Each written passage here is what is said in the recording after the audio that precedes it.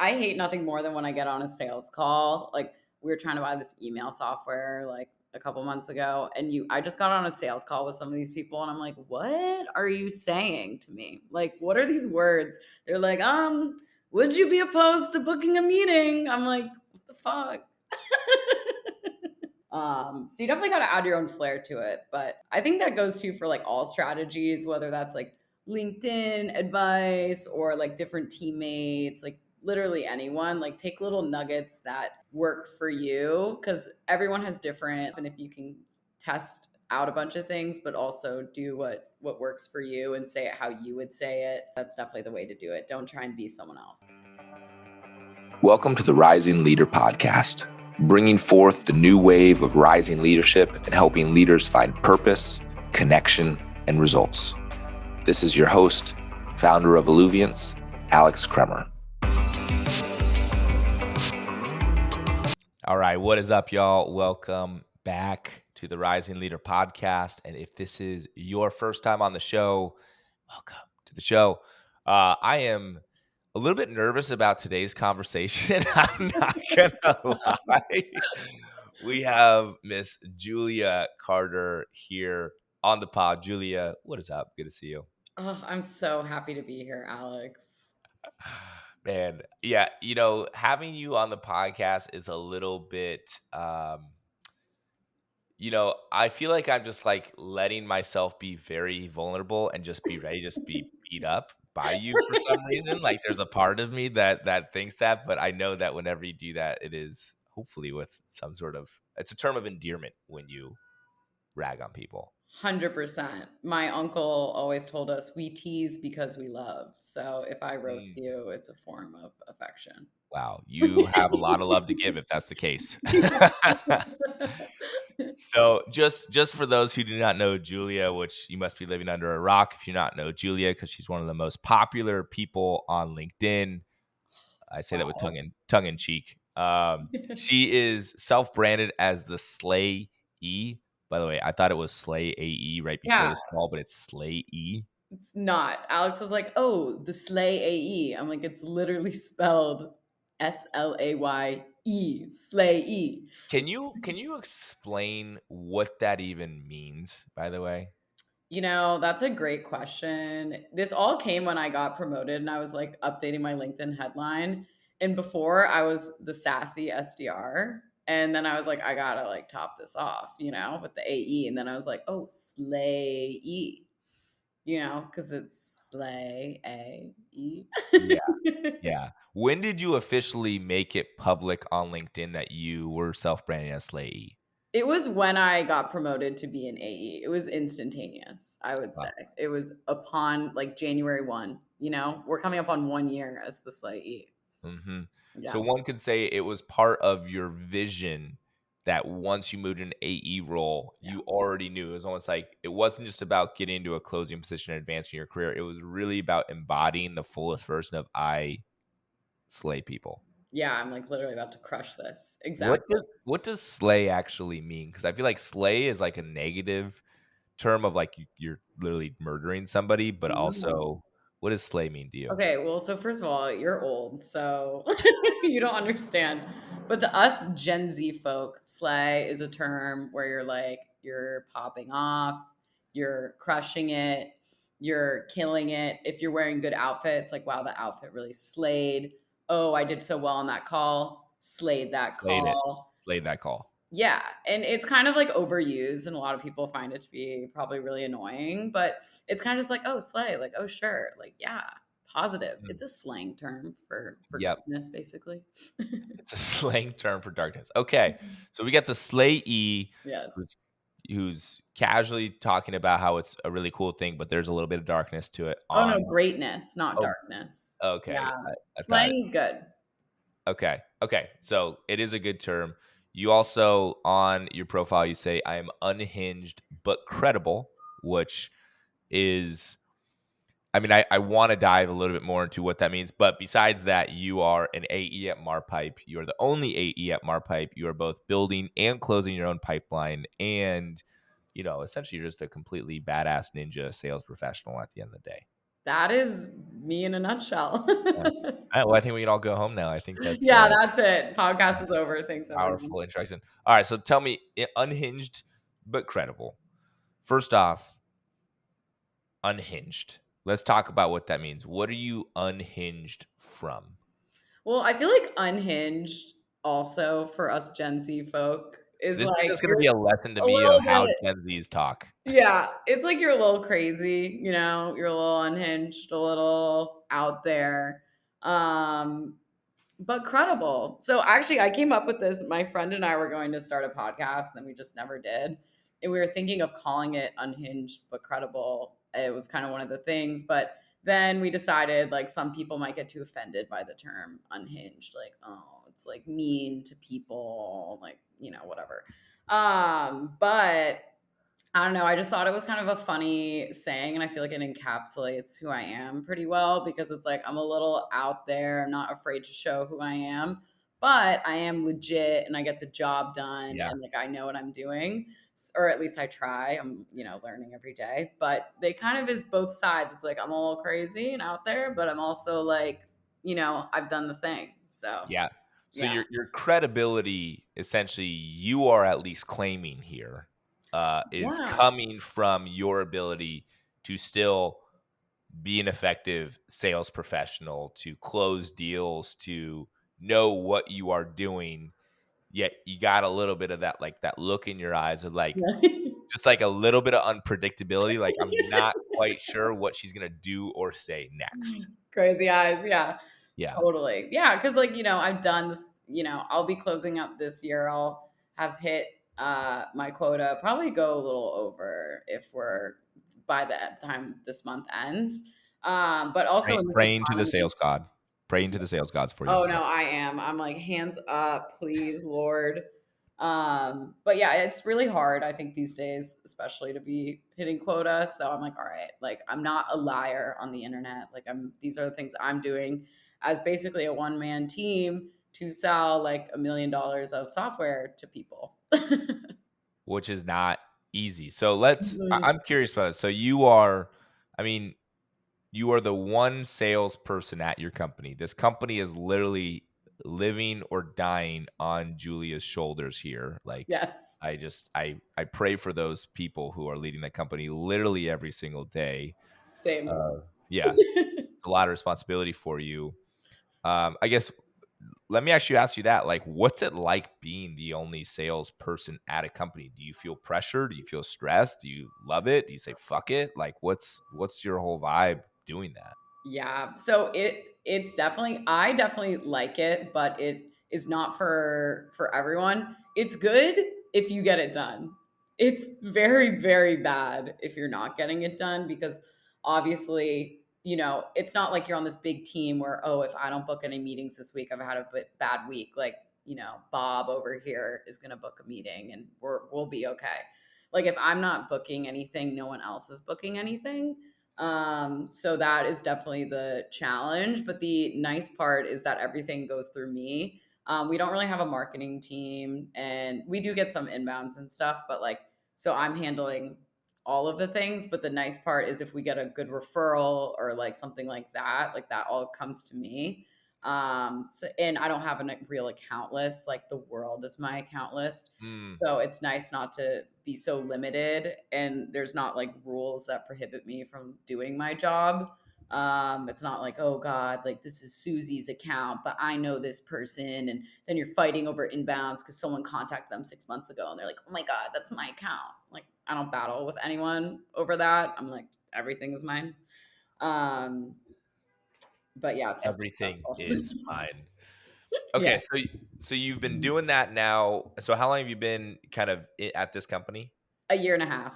Okay, and so the value of being, I guess, would are you the founding AE? No, so actually when I joined, we had like five or six people on the sales team. We actually, yeah, but as startups go, things get a little kooky crazy. So we had a bigger team. Now we're a lot smaller.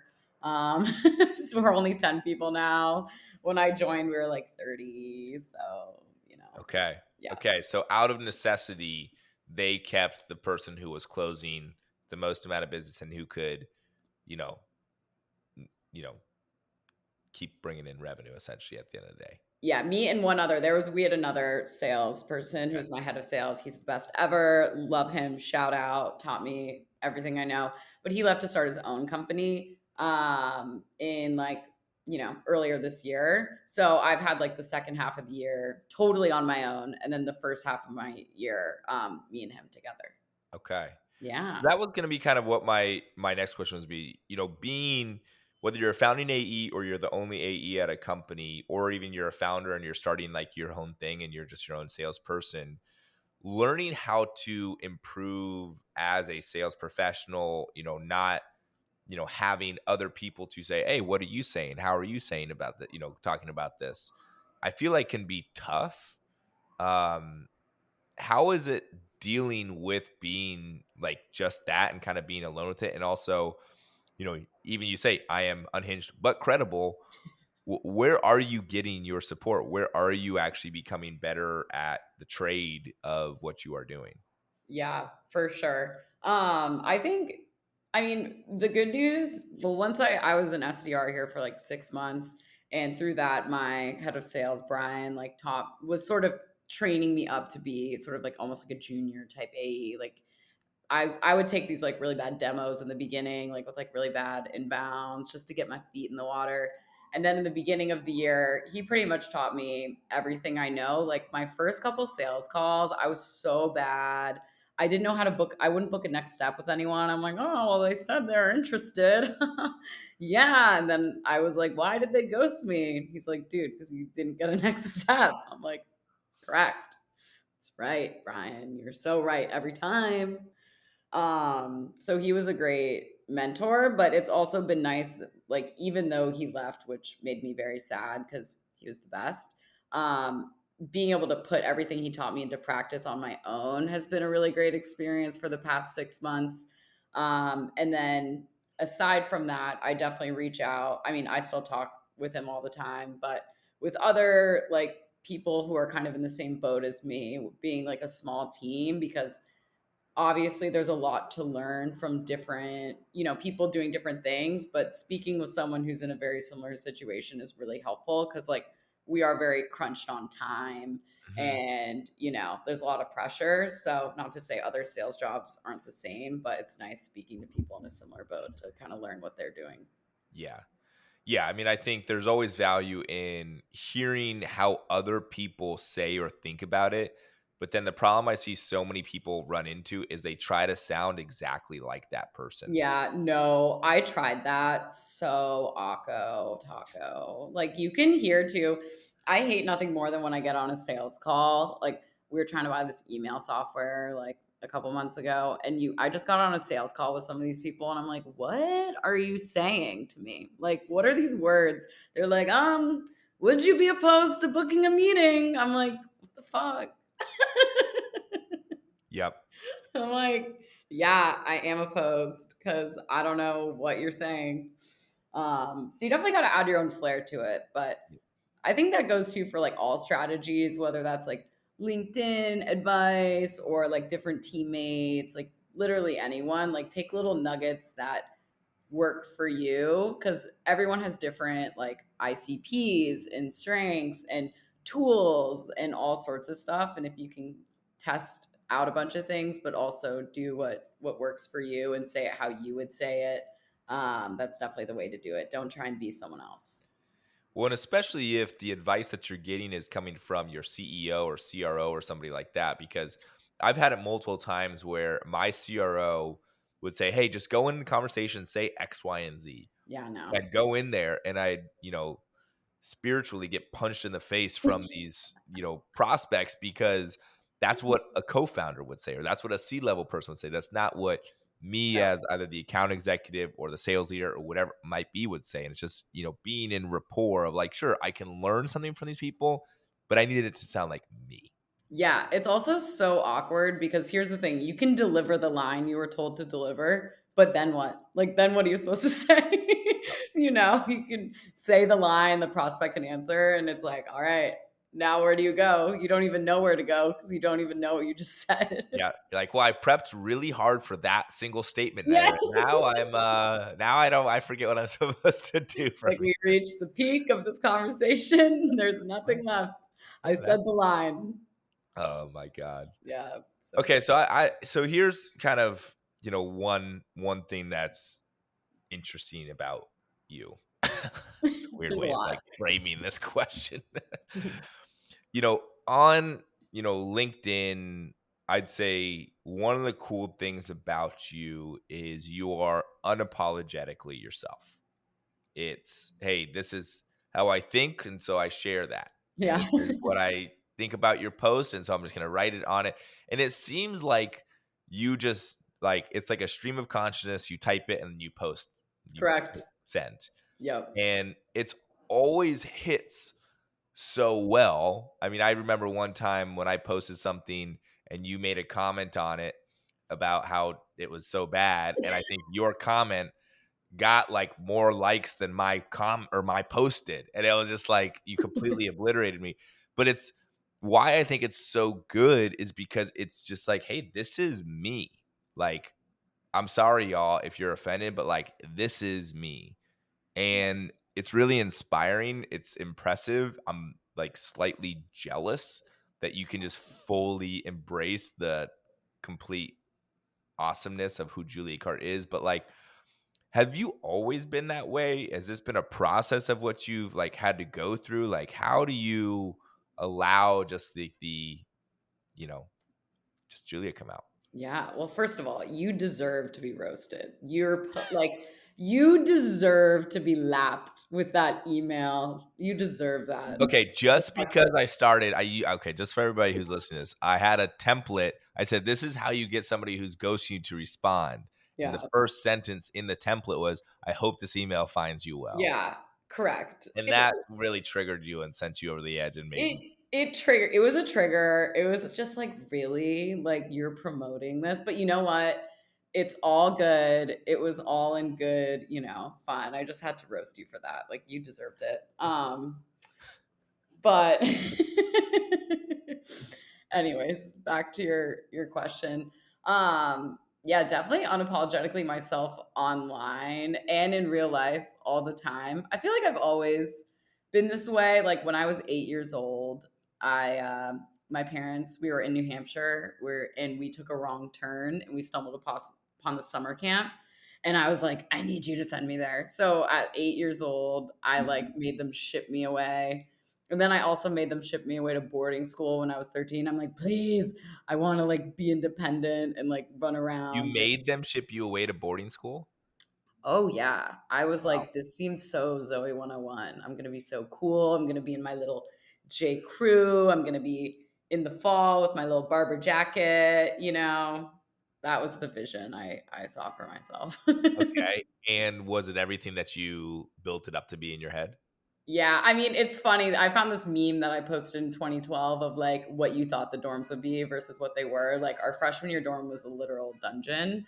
But I loved it. It was an amazing experience, and it's definitely the hardest thing I've done in my life. Like, you think sales out of one person, like being the only seller at a startup is hard. Like, boarding school is really freaking hard. Like, you go to class 6 days a week, you're doing stuff, you're booked 8 a.m. to 10:30 p.m. every night straight. So like, Really?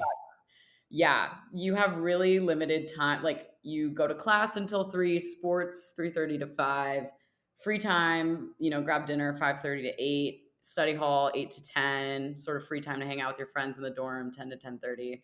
And then you're beat because you've been running around all day. And that's the schedule even on Wow. Saturdays. So definitely conditioned me to be really good with my time, which probably has helped in my job now a lot. Cause I'm like, if I could manage a social life and, do 3 sports and all the classes, then like, this is easy. Yep. Okay. Uh, Okay. yeah. So you went through boarding school. I feel like, well, here's the interesting part about that. I feel like boarding school is trying to keep you in this like very square, like this is the type of person that we are trying to manufacture once they leave. Like they enter in as like a gremlin and essentially they Yeah. I as was awful before I went. I would like to disclose that. I was yeah. Before, evil. I just want to make sure you said Yeah. before you went or after you No, left. Which was before. Like my mom said it turned me into an angel. Like I was an evil, demonic middle schooler. that makes Demonic. that I see that for you a lot. Yes.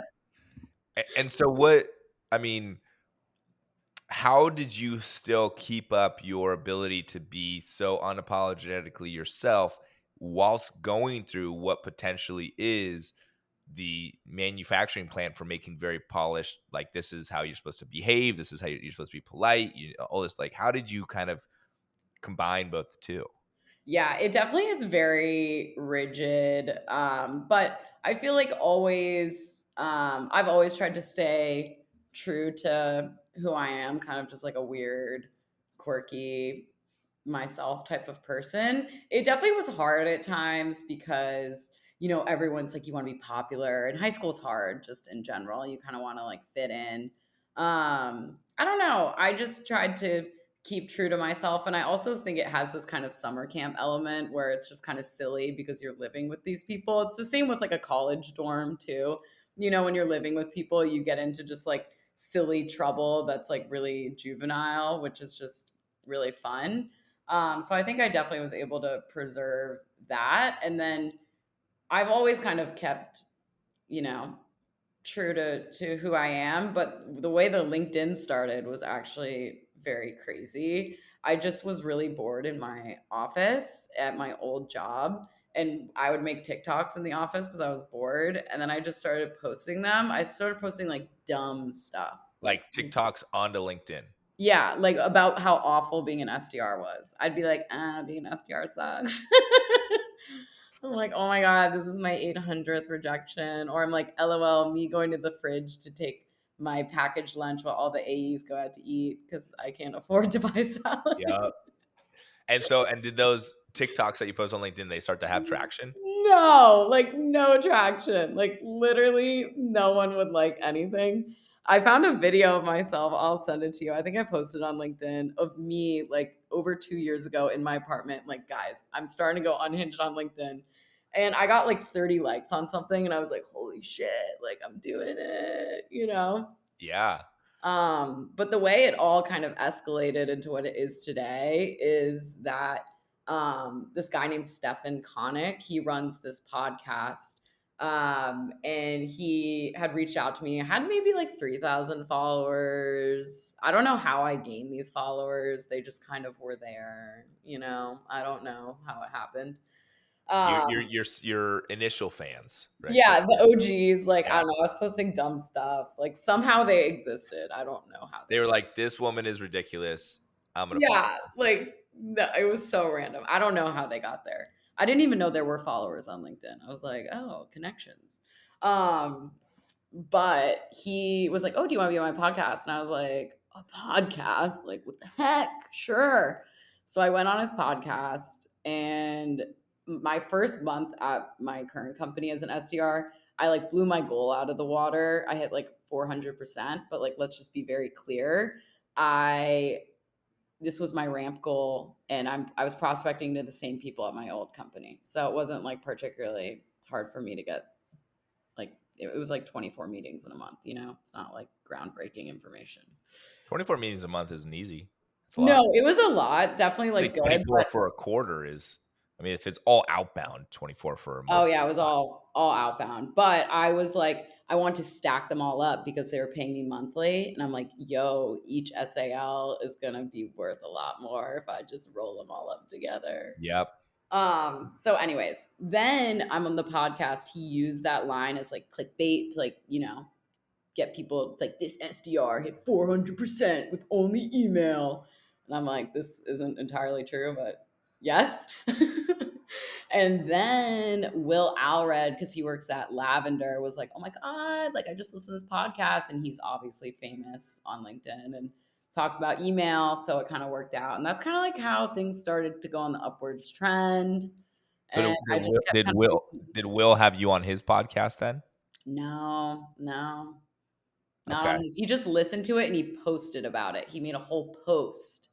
And then Ah, I was like, "Oh my god, I'm like famous." And then I just kind of kept up with it and then slowly have just kind of built shockingly like this following. And I don't try with my LinkedIn at all. I just go on when I want, I comment when I want, I make stuff when I want. Like I don't have a regimented schedule. I just honestly enjoy it. so here's my question for you. It's Yeah. like, if somebody is in a position where they don't have a following today, they haven't been posting on LinkedIn, they're wanting to be unapologetically themselves, maybe not quite at the level with which Julia Carter is at, but they want to. Is there anything to actually learn from your journey, or is it simply like she's just an anomaly and the fact that she is just her essence is what creates it? Or like, what would you encourage people or guide people to do who are wanting to follow a similar-ish path? Totally. And I think there's very clear and not, I wouldn't say easy, but the best way, like even how I continue to grow today is through commenting on people's stuff. I know, Alex, you had sort of talked about this recently, but commenting on stuff is works wonders. It's like really the beauty of the platform is engaging with people and what they have to say. And it's also a great way to get started because you're not just like, oh, like here's this post about whatever, just literally engaging, commenting. And when you kind of keep frequent with, whatever circle of people you follow, they'll start to recognize you. You'll start to kind of build a little bit of rapport. You'll sort of start to gain a little bit more like attention from people, especially if you have a comment that, people agree with on like a famous creator's post or something. Yep. So I would say comments are definitely the best way to start out and to continue. Like I think it's really the best way to grow your presence online. So when you are commenting on people's posts, do you have any specific like way that you are commenting? Um, like, are you trying to add like value, or is it mostly just like the fact that you said love this is value? No, love this is not value and being like agreed. Yeah. Praise hands. Sometimes like if I have a good friend and I love them and I see them post, like I'll post some stupid content like, oh gee, this is awesome, because they're like my friend and I want to support them. But I think in general, like if you're commenting, someone did an email tear down or someone told a story, like be like, oh, like that's a good idea, but I would maybe do this, or oh, that's never worked for me. This has worked for me. Or just like, yeah, I love that tip. I've done this XYZ times and this has been the outcome. Because that's how you really start to like engage and have interesting thoughts. If you're just like, haha, cool, Yep. like no one cares. That's like useless. Yeah. I mean, what you're trying to do is actually have a voice and have a perspective on things. You're Totally. not just agreeing, you're not just saying like, "Oh, but you're saying like, "I'm kind of a thought leader within this space," or at least I have thoughts in this space, Definitely. and you're adding value to the algorithm. Yes. And also, I mean, obviously my LinkedIn is unique. It's definitely not the traditional LinkedIn for those who haven't seen. It's very like, I'm very casual. I kind of roast people, which definitely is not like how most people should be on the platform. And you can be yourself without like crossing boundaries if you're afraid your like employer is going to get upset or something like that. But I think you're right, being a like kind of positioning yourself as like a thought leader in the space by commenting interesting little tidbits Yep. is the way to do it. And then it's also fun because you're like scrolling through, you're like, oh my God, like I have such a good idea about this. And it's not like a chore where you're like, oh, I gotta like 20 posts today and make 10 comments, only 9 more. It's actually something you enjoy. Well, are you on LinkedIn all the time? Like, is that just like, because I find myself doing that too. It's like, the classic thing of when you just find your thumb opening up an app and just scrolling through, and all of a sudden Yes. you're like, wait, when did I get on this app? Like your mind just like autopilot into it. I've seen myself, especially, I've been posting on LinkedIn for about a year now. I've seen myself move from like Instagram being the thing that my thumb found, Yes. LinkedIn being the thing that my thumb found. And I'm just like, why am I here? And they do a very good job of like the number of notifications you get I'm just like, I don't even know why I'm getting these notifications, but Yeah. like I have 5 notifications that in the past 30 minutes I need to check out what they are. I know, same. I love LinkedIn. Like, so I go on it definitely, probably the most. I go through phases though. Like, sometimes I'm on it a lot. And obviously, like, I got to do my job too. Got to, close the deals, keep everyone paid and fed. But I'm definitely on it a lot.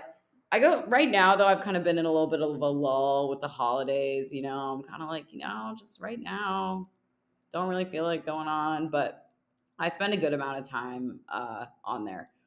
But if you're afraid of getting sucked in, you could also block off. I like to comment sometimes or scroll when I'm on, like walking on the treadmill or something, because that gives me because it really sucks you in. And I'm like, whoa, it's been 30 minutes. Like, awesome.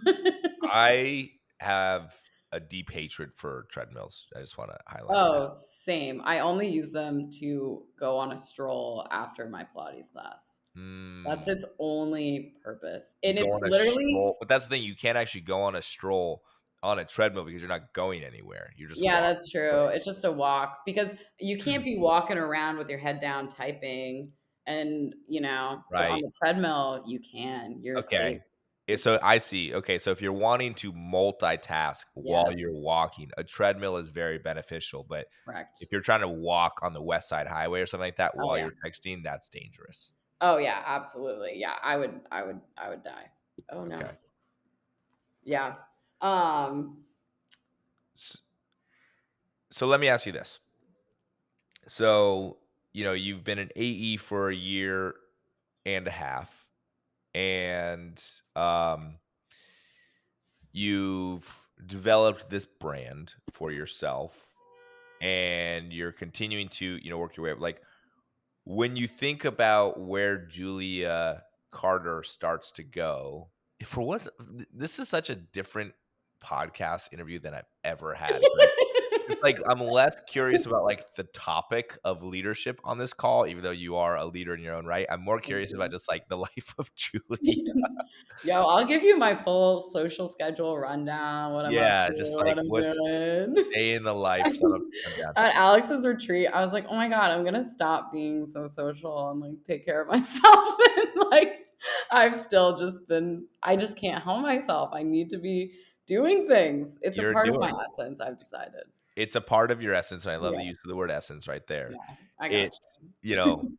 but like as you go and continue, like where do you feel called to be going and continuing to grow? Like, have you ever done stand up? I'm just throwing that one out there. I'm assuming 15,000 people probably asked you that. Like, do you want to continue to be in AE? Have you thought about leadership? Like, are you going to open your own company that essentially is a whole like thing about shitty salespeople? Like, what is in the cards that Julia is really going down? So many things. Well, so first of all, stand up, I think is first of all, I have a bedtime of, I have so much energy because I'm asleep by like midnight.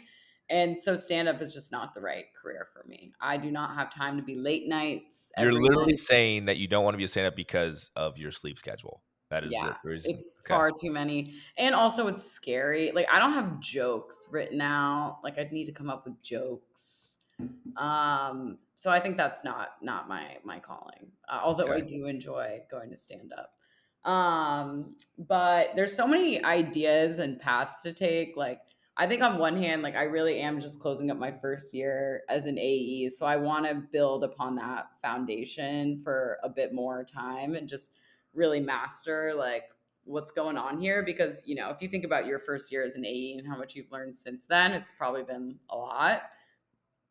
So I'm looking to do that. I think in the future though, I'd love to grow my LinkedIn a little bit more and do more things there, either make like a community of some sorts or like helping people like grow their brand or I don't really know what that looks like quite yet, but I do some little side projects here and there to kind of test what I like and don't like. Mm, Have definitely taken on things where I'm like, oh, why did I do that? This is so awful. Like, why did I say I would do that?